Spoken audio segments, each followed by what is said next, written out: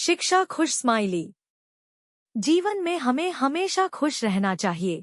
हमें कभी भी खुश रहने के लिए बड़ी सफलता या समय का इंतजार नहीं करना चाहिए, क्योंकि समय के साथ हम बूढ़े होते जाते हैं और फिर अपने जीवन का असली आनंद नहीं उठा पाते हैं।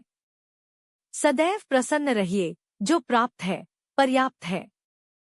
जिसका मन मस्त है उसके पास समस्त है। आज का प्रेरक प्रसंग।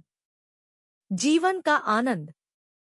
बहुत समय पहले की बात है, जब सिकंदर अपने शक्ति के बल पर दुनिया भर में राज करने लगा था। वह अपनी शक्ति पर इतना गुमान करने लगा था कि अब वह अमर होना चाहता था। उसने पता लगाया कि कहीं ऐसा जल है जिसे पीने से व्यक्ति अमर हो सकता है।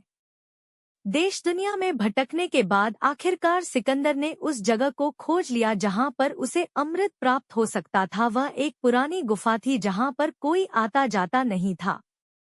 देखने में वह बहुत डरावनी लग रही थी, लेकिन सिकंदर ने एक जोर से सांस ली और गुफा में प्रवेश कर गया। वहां पर उसने देखा कि गुफा के अंदर एक अमृत का झरना बह रहा है। उसने जल पीने के लिए हाथ ही बढ़ाया था कि एक कौवे की आवाज आई। कौवा गुफा के अंदर ही बैठा था। कौवा जोर से बोला, ठहर, रुक जा, यह भूल मत करना। सिकंदर ने कौवे की तरफ देखा। वह बड़ी ही दयनीय अवस्था में था। पंख झड़ गए थे, पंजे गिर गए थे। वह अंधा भी हो गया था, बस कंकाल मात्र ही शेष रह गया था। सिकंदर ने कहा, तू कौन होता है मुझे रोकने वाला?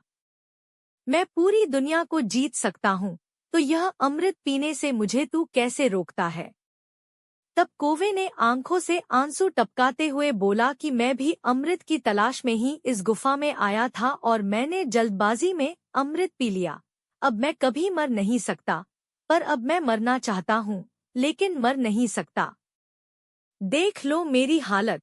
कौवे की बात सुनकर सिकंदर देर तक सोचता रहा। सोचने के बाद फिर बिना अमृत पिए ही चुपचाप गुफा से बाहर वापस लौट आया। सिकंदर समझ चुका था कि जीवन का आनंद उस समय तक ही रहता है जब तक हम उस आनंद को भोगने की स्थिति में होते हैं।